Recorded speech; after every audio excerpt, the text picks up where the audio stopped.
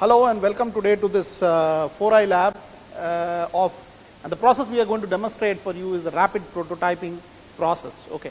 So let me just comment a little bit about what this rapid prototyping process is and how it helps in augmenting the industry, bringing into sort of micro features or micro parts. Okay. So the rapid prototyping is about sectional printing of material. It is also known as three-dimensional printing.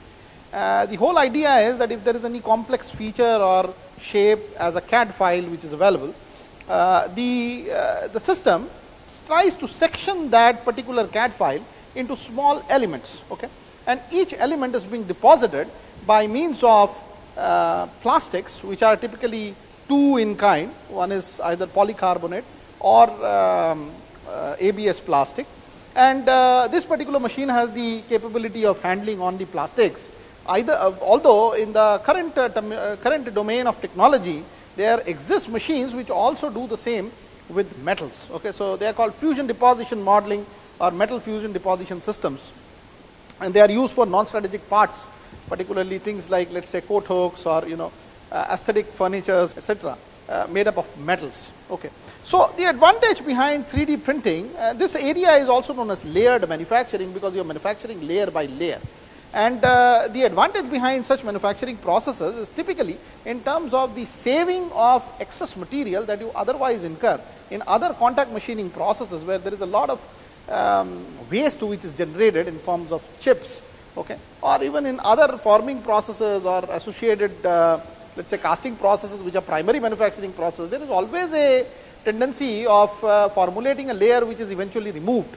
Okay. So in this particular application, the layer deposition process, the advantage is that such savings can happen in terms of obtaining a direct surface finish without performing any other machining process after this process has been done.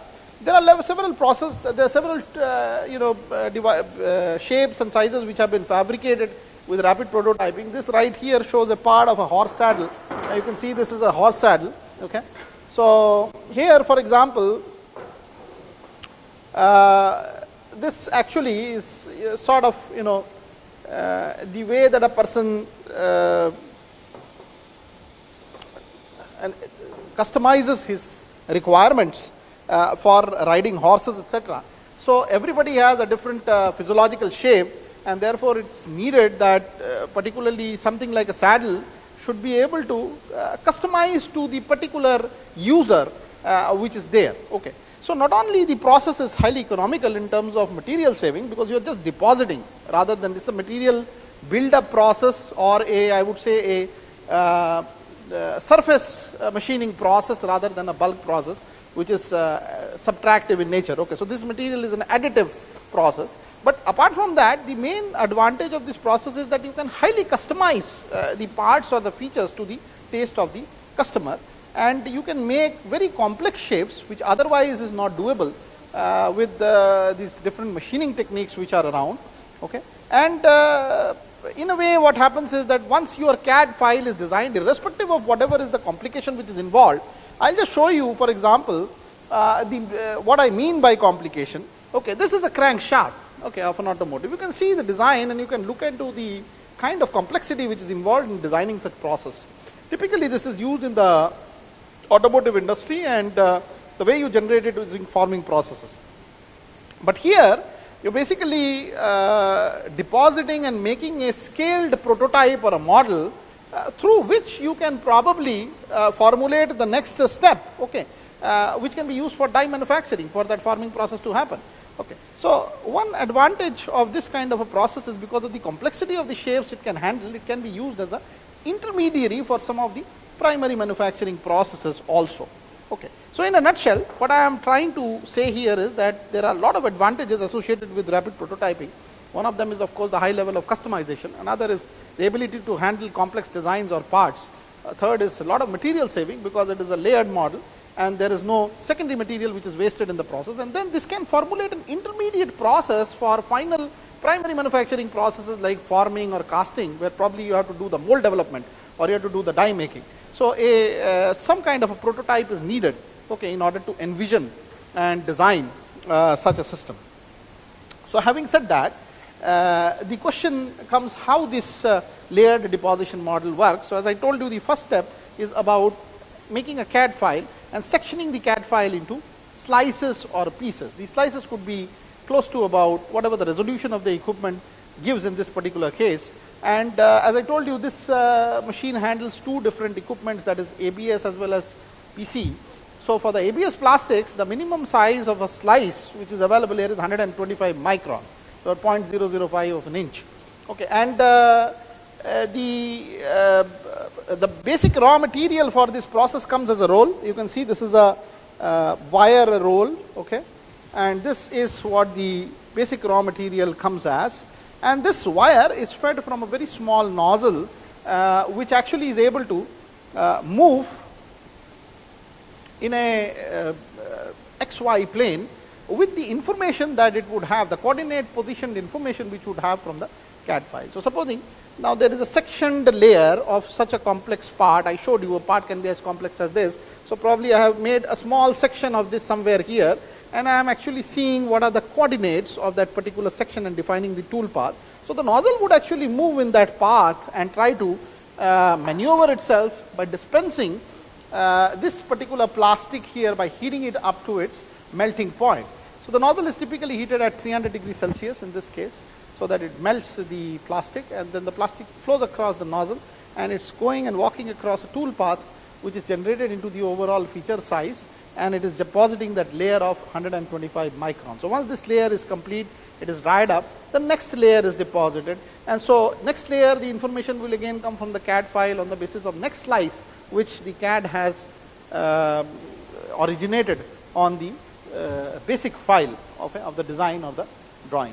So here is a very interesting technique. Let's look at the machine a little bit. Let us actually open this system up. So as you can see here, there are two parts basically of the machine. One is the controller part and also the material feeding part. The rolls are now currently in position and they are fed in the system, and the controller here is actually indicating several different aspects, like what is the support material, what is the model, okay, and then there is a vacuum pressure and other pressures which are indicated. There is a small toggle switch here at the corner here, opening which would generate, a toggle switch would be operational here as I showed you only when the machine initializes itself. So there are several processes which are happening here after the controller has been switched on, and one of them is basically to auto home or auto position the dispenser unit or nozzle, okay, in the XYZ plane, and also it does several checks and balances at the beginning so that the machine can be completely initialized for the next run. Okay, so we'll have to wait for a little bit until the cursor here comes to unlock door, and at that point of time we can actually open the door. You see the light has been on inside the chamber where the rapid prototyping can actually happen. Okay, so the first stage of this machine would be related to setting up of this machine.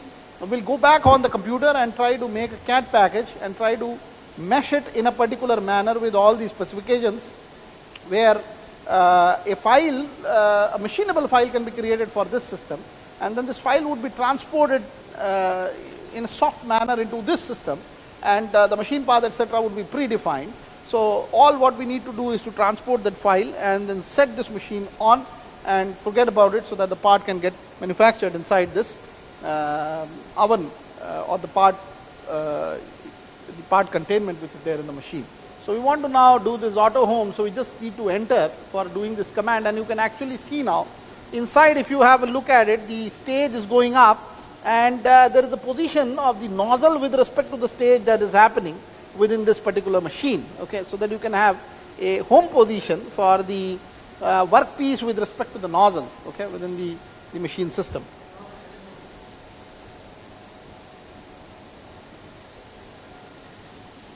So it is still homing XY gantry and the Z stage, okay, so this process will take a little more time. You can also actually see right on the top here is the dispensing nozzle, which has come up and it is now trying to position in the XY direction, okay, once the Z is defined by the workpiece, and then it will be all about the way that the nozzle will be dispensed and the correct tool path would be mapped as per the CAD slice, which would come inch by, or few hundred microns by few hundred microns as you construct the part, the final part.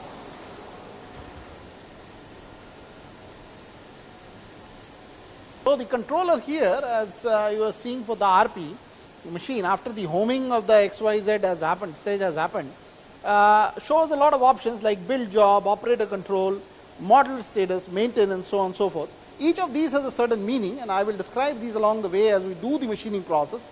However, once we want to just actually first clear the stage with the existing whatever is lying inside, okay, from the last run, okay, and then basically try to prepare the stage for this particular run. So what we are wanting to do is to sort of go into this operator control, which is the second option here, which I can use the cursor key to go, okay, and then enter on this operator control, which takes me into another menu, sub menu, which says unlock door, load, unload, so on and so forth. So I'm going to again enter because there's an unlock door option which is there, okay, and then it goes to another sub menu where again there is a symbol unlock door here, okay, and I'm going to actually sort of start this, and this enters, or this actually is able to open the door. We cannot leave the temperature on for a long time because this actually is the sheet, the miler sheet, which was from the last run. I am going to remove this miler sheet and put our sheet here so that this becomes a new run actually of the process.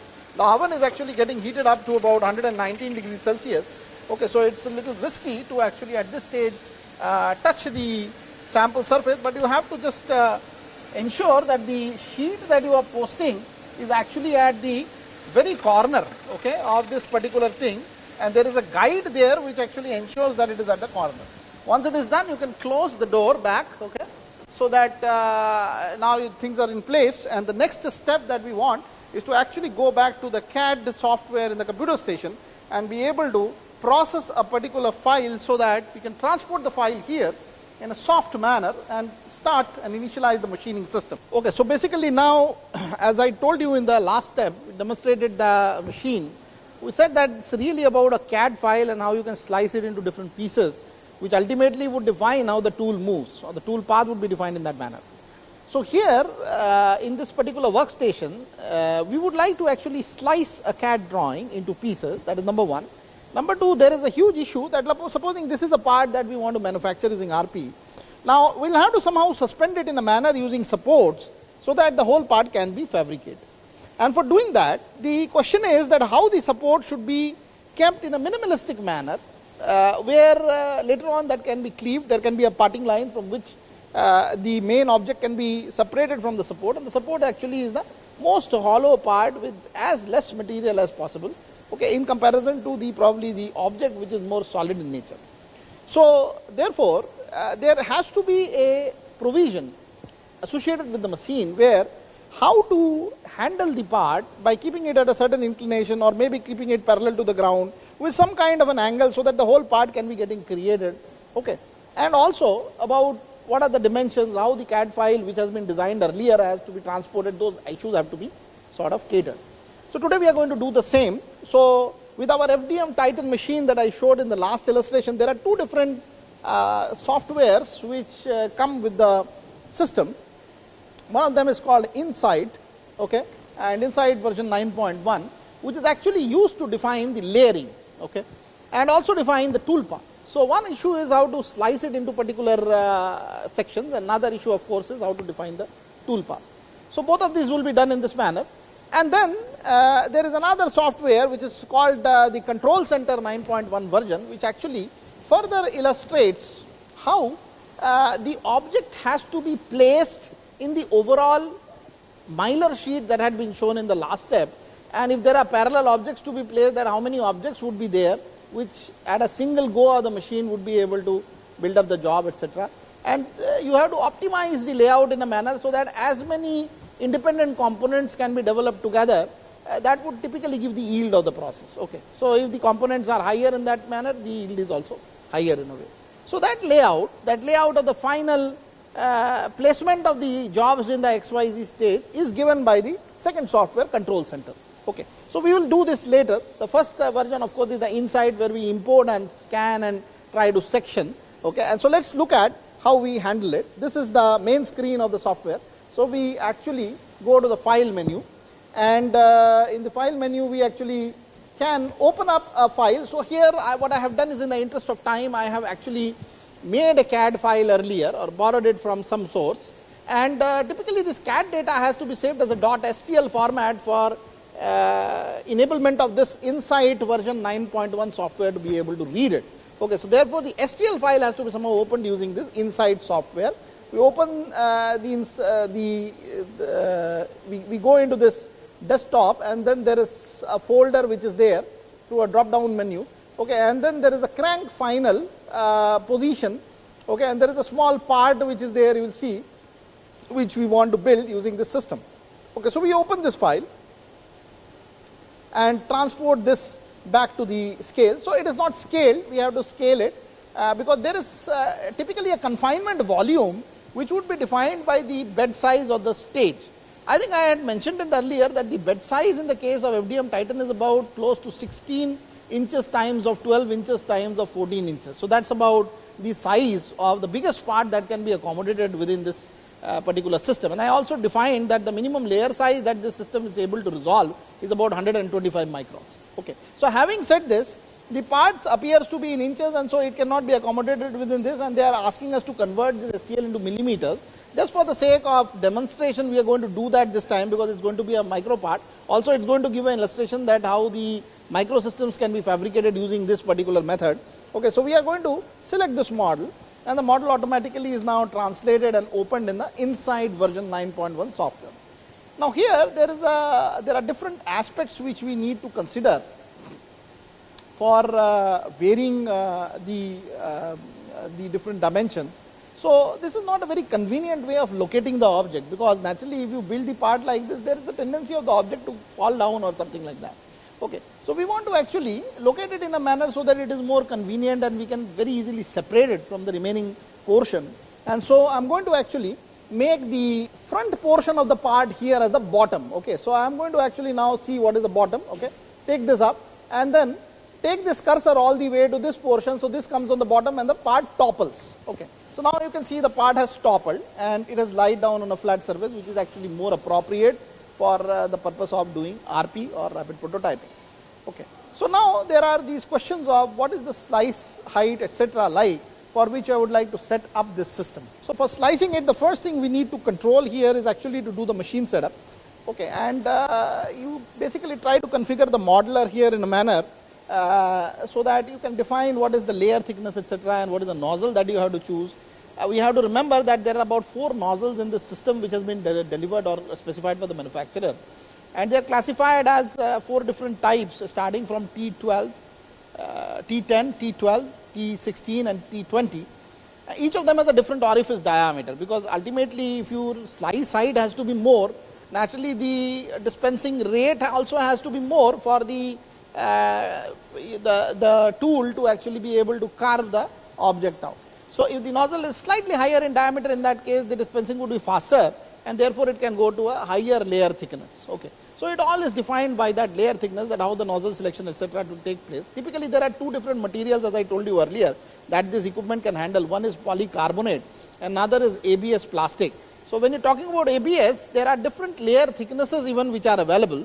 Okay, and there are all the nozzles including T10, 12, 16 and 20, all the grades of the nozzles are being used in that category. In the case of polycarbonate, system is a little less flexible, so there are only 2 layer thicknesses which are able to get catered, and one of them is about 0.01 of an inch, and another is about 0.07 of an inch, and there are only 2 different nozzle sizes which has to be used. So in this particular drop down menu, you can see there are different aspects given here. The first is called the modeler type. So let us actually see there are different machines which the manufacturer has. So typically ours is a FDM Titan T1, so we have to do this as a selection. Incidentally, this is also set as a default selection in the software, so you need not worry about it. You can keep that as the default value which the software takes.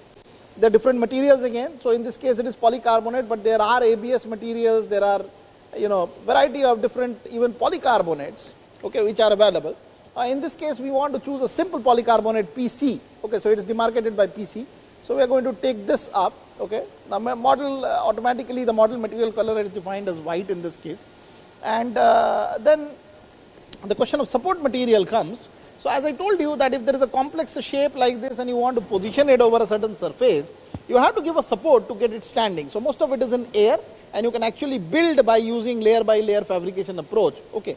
And the support is very critical because this is a wasted material. Later on you have to remove this material, and the material would be removed as if it is a parting line and it is coming out of that. Okay.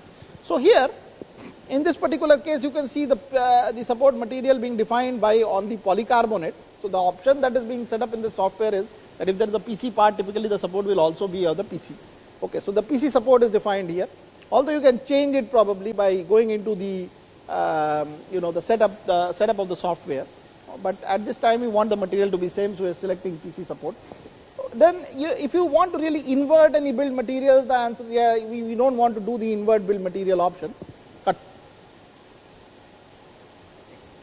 So the invert build of material option actually is particularly when there are more than one materials to be selected.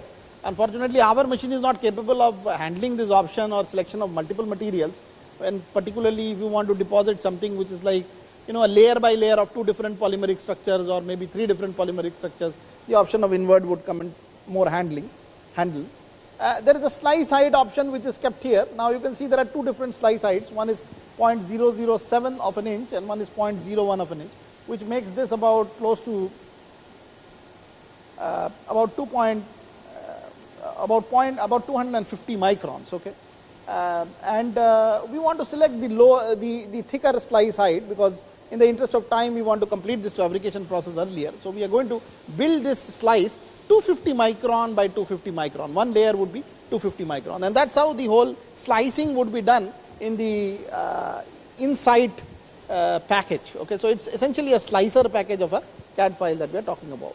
And automatically, if you see that if you select this 0.01 option, automatically T16 nozzle is selected, which means that this would be able to handle and dispense the 250 microns layer. So T16 is probably a slightly thicker in diameter nozzle which is existing in this particular case. If you had selected 0.007 as given earlier here, then you will automatically see that T12 is being selected automatically. That means a lower size orifice nozzle is selected in that particular case. So it is very obvious that the software is quite friendly. It will minimally work in a manner so that it actually tailors all these systems. Finally, we make it okay by pressing on this right button here. So now you can see the text box which comes here on the top is mentioning FDM Titan T1, slice height of 0.01, model of T16 tip to be used, a polycarbonate part and a polycarbonate support. All these options have come here, which shows that the machine has now accepted the various different options associated with this system. Now the question of slicing comes into picture, and I would just like to illustrate a little more of how the component is placed, so and the styling, how the styling would be happening. So you have different options here on the right side of this particular system. You can see there is a part interior style. Okay, and if I just click down on this drop down menu, there are 3 different options, namely solid normal, sparse and sparse double dense. Okay. So what it means essentially is there are 2 different options this machine has. One is that it has a honeycomb layout structure, which is sort of a lesser density structure, and then there is a flat plate structure which is there. So the tool may move in like a honeycomb manner. The tool may also move in like a layer by layer. Okay.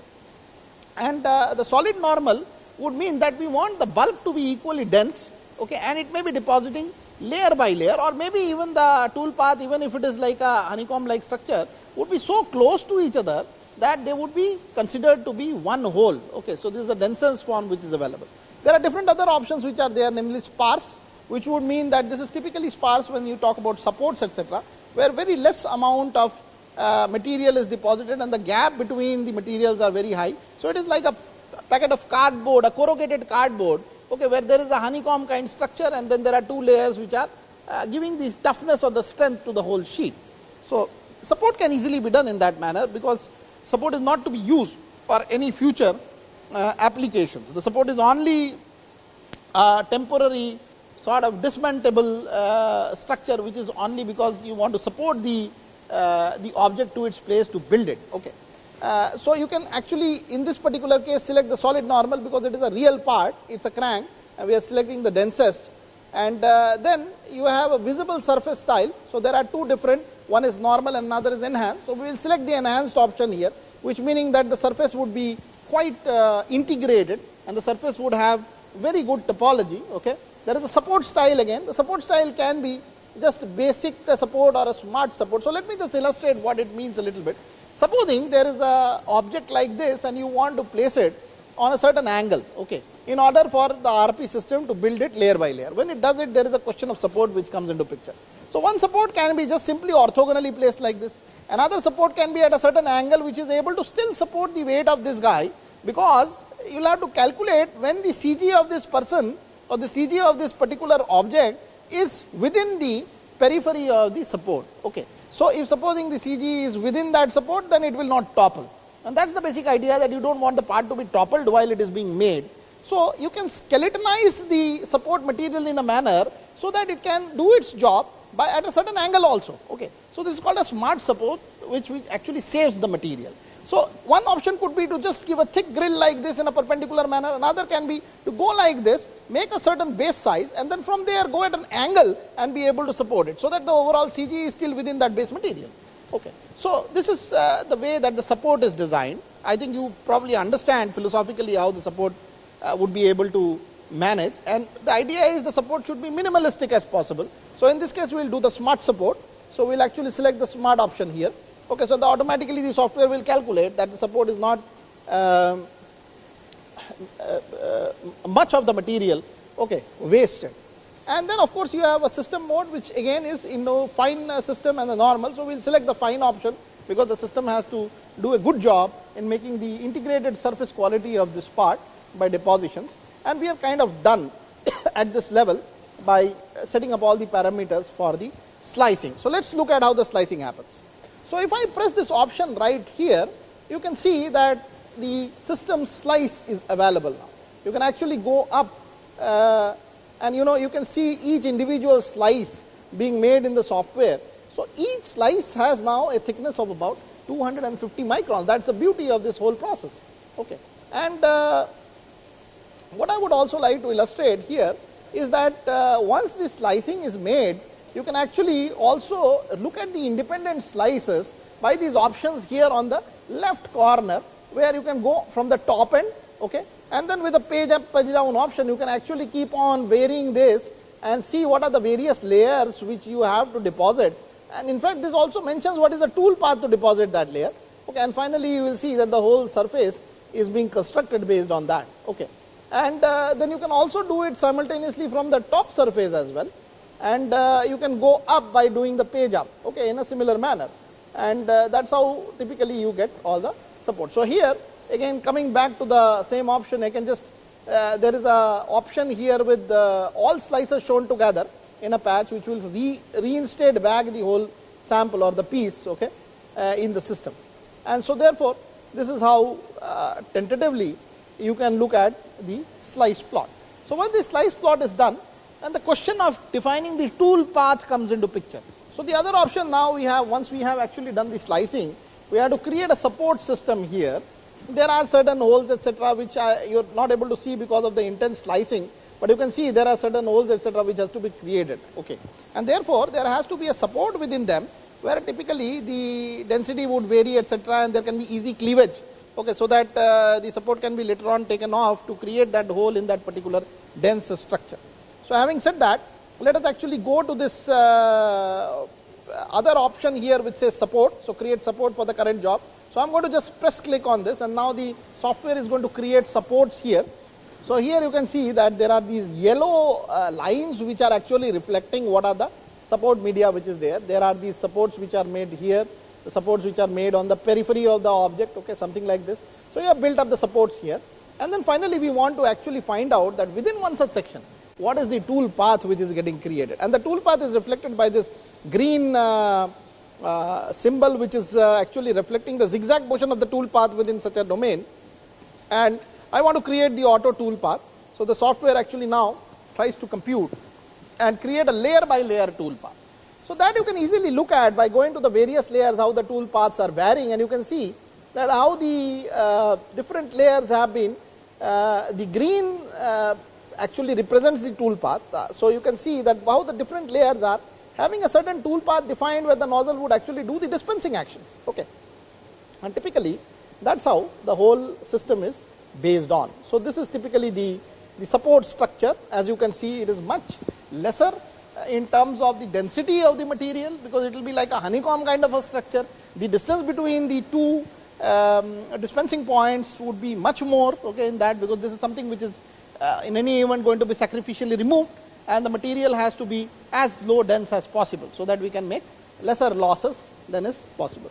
So therefore, this is how actually the whole system is made. So let me just recall what all steps we did it. We opened a CAD file in the .stl, available in the .stl format. Then we tried to size it down to the volume of the box, which is 16 times or 14 times of 16 inches cube in our system, FDM Titan. After doing this fitment of the component within the volume of the box, we did various options to it. First of all, we tried to define the material. We wanted to define the slice height, okay, and the tip size. These things were selected. Once that was selected, then we are kind of ready with the next step, which is the slicing option. So we go to the slicer command or slicer menu, okay, and then slice it into this 250 microns. You can see the slice lot coming out by going to the logo here in the top left corner, which says from top to bottom. You can actually look at various slices, see if they are interfering with each other, is there a problem in the toolpath, etc., in the slice, etc. And normally there is no such problem, because the software is a highly error-free slicer which has been developed. And then you can also give the various material texturing or patterning by mentioning whether it is a solid normal or whether it is a sparse or sparse double dense kind of a layout, which automatically means that you may vary the densities of various zones, making it corrugated in some places and uncorrugated if you need. Here in this case, we wanted the whole model to be made out of a solid block with uniform strength all through, so we have chosen the solid normal. Okay. We also talk about the visible surface style and also the finish with which the machine would deposit, and also give a support style which would save off the material. Remember, we did the smart style in this case, which would allow the material to be minimalistic for doing the supporting action of the component. So once all these things are defined, we then try to see the or give the support structure of the material. And once the support structure is also defined, then we do the tool path. So once the tool path is planned, as you saw, that the material had a denser tool path than the support structure, which means that the support was much less material, just only intended to support the material of which would be parted away later in a non-useful material. Once this is done, the file is complete. We can save this file, looking at the complete illustration here, okay, and save it. And going to the save option here. So when we save the current job, it will automatically be saved off at the same place, okay, just this new folder, the same location, just beneath the file that was initially extracted as the .stl file. Okay. And so therefore, we will just save this here. Of course, there is some overwriting existing job in the same name. We have to just do that overwriting here, so that the job is now saved as a .cmb file, which would be later on able to get extracted by the other version of the software, which I actually told you at the beginning was this control center. Okay. And this control center is a software which would now fire particularly the job all the way to the tool. So before starting this also, I would just like to sort of do some settings in the internet protocol, because this machine here, the computer, is connected to the FDM Titan through a certain LAN protocol, okay, and this LAN protocol has to be initiated for this particular PC.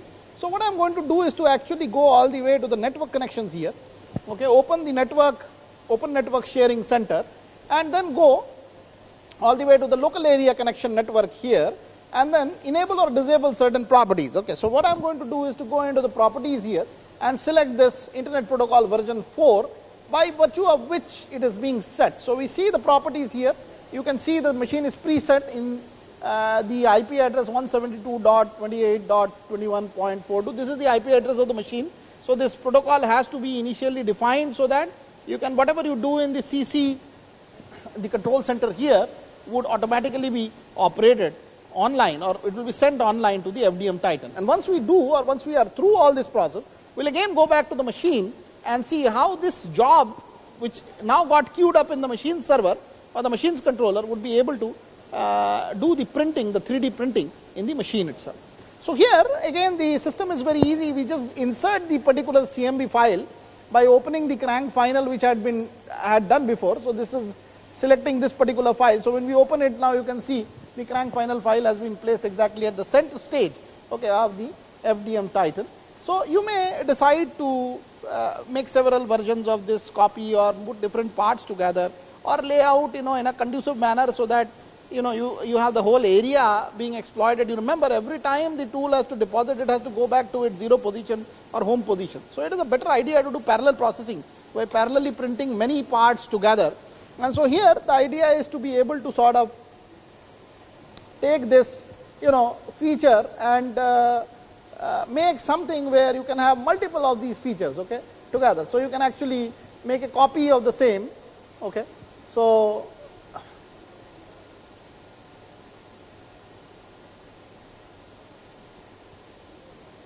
you can make a copy, and you can say that you want 3 copies, so the same thing would be copied like this, okay, and then you can place it one by one, if you want to do that way, so that you have many of such items. If you had multiple items in general, I mean all the parts may be different parts also, you can place like this and make an array. Okay, so the purpose of this control center really is to make minimalistic effort on the part of the dispensing unit there within the FDM Titan, so that maximum printing can be done in the stage altogether. Okay, so it makes it from a serial to a parallel process essentially. So once this is done, I would just like to sort of remove some of the things that I had made. I just want to print only one for the sake of clarity, okay. And you can actually rotate it, invert it, you can actually select this particular part here, and you can rotate to any particular direction, okay. I would just like to prefer the orthogonal direction here in the interest of the printing, so that the tool path is saved for quite some time. Every time it positions back to the XYZ is a lot of work for the tool as well, okay. So once this is done, I think I would just like to build the job, okay, and there is a build job menu which is here. So the moment I click it, the job is now almost ready, okay, and you can see probably that the job is in the queue already, okay. So you can see that there is a pack/crank final admin, okay, which has actually been started at 15:02 hours on today's date, that is 18/9/2014, and the estimated build time is given here to be about 47 minutes. Also, what is important for us to look is that what is the machine loading at this time. So you already saw the material confinement. I am going to illustrate this again, that there are these material canisters which are the initial raw materials, those wires which you have to feed in. So there is actually a calculation done by the machine itself which talks about how much amount of material is left here, which is about 86 inches cube, okay, in the model canister. And the support canister has a material of about 37 inches cube. And the amount of model and the support materials which are needed are also mentioned here as 0.407 inches cube and 0.038 inches cube. So typically you have to understand that these two which are needed should be lower than the material which is available. Okay. So once this condition is met, I think we are all set to do the machining operation, which we will see in the next illustration. So here now, you can also in the software, after looking at the queue, you can look at the systems view, which gives you an idea of the time. This is going to take about 47 minutes. So the position here really shows the start time. It's about 2:10 right now in the day. So you can actually get this. So it's going to start at 2:10 and complete at about close to somewhere beyond 3, something like that. Now, because there is going to be a heating time, there is going to be a cooling time. The actual printing time is about 47 minutes, but there is going to be a pre-processing time which is needed for the controller to be set in, so that the total time duration that the whole job would take is near about close to 340. So it's about an hour from which the job would be finished. So all these details can be described on this particular system. It's very helpful for the user, so that he can actually process and plan how much time the machine will operate and when it needs to be done. So once this is done, I think I will just simply close this particular software, and we are now machine able to go to the workstation. So basically now, I'd just like to demonstrate what happens in the controller of the machine. The sliced part has already come and it has been queued online to this machine here. If you just look into the controller, the screen right here says build job. Okay, so there is an option called build job. Down here are a set of keys where there are different controls which are available. If you want to escape from a certain command, you just press this escape button. If you want to go into the command, you just press enter button, and then you can actually go up and down with these cursor arrows, and then needful would be done in terms of parameter setting later on. Okay. So we just enter the build job menu. So once we do that, you can see that they're talking about build next job, and then they are saying crank final. So this is the job which has been queued to the machine. I'm going to build this job now, and the moment I press the menu key here, you will see that first the stage would go all the way to the initial position, and also there would be a setting of that dispenser nozzle to one corner, which is the home position for the nozzle, from where the printing would start to take place. So I need to just do this build next job E crank final. The moment I enter it, now they are saying need all 4 canisters present. So the job can be done by 2 canisters, because as you saw that the PC support material as well as the normal PC which was there was having volume wise much larger volume in comparison to the need which was there to develop this particular job. So I just go to the continue option here and just bypass this. So now you can see that inside the machine cabinet you have the auto positioning of the dispenser tip, and then slowly the stage is coming up all the way to the point when the initial dispensing will start. One thing which is very clear here is that the tip has gone to its home position, and we had also defined our job in that particular pocket only, so that there is not much motion of the dispenser to be made with respect to the stage. So once it is all set up, there is an option here which says demo bounding box. Okay. So if you go back to this particular controller here, you see there is an option which says demo bounding box. All it means is that when I am going to press this demo bounding box, it will show the domain within which the printing has to be done on the surface of the 3D printer. Okay, so I am going to just select this particular operation here, do the enter, and you can see that there is a domain the tool path has gone inside. So the domain which the tool path has gone inside, the moment I enter demo on the, you can see that there is a square domain which the tool dispenser is going. This is kind of the domain where the workpiece printing would be actually done. So now I just continue it. So go to the next option and continue and enter it, and now the whole auto calibration activity and the machine would be in automatic mode, and the whole printing would start happening, okay, where there would be a dispensing and writing of the particular shape on a slice by slice, okay, on the Mylar transparency film.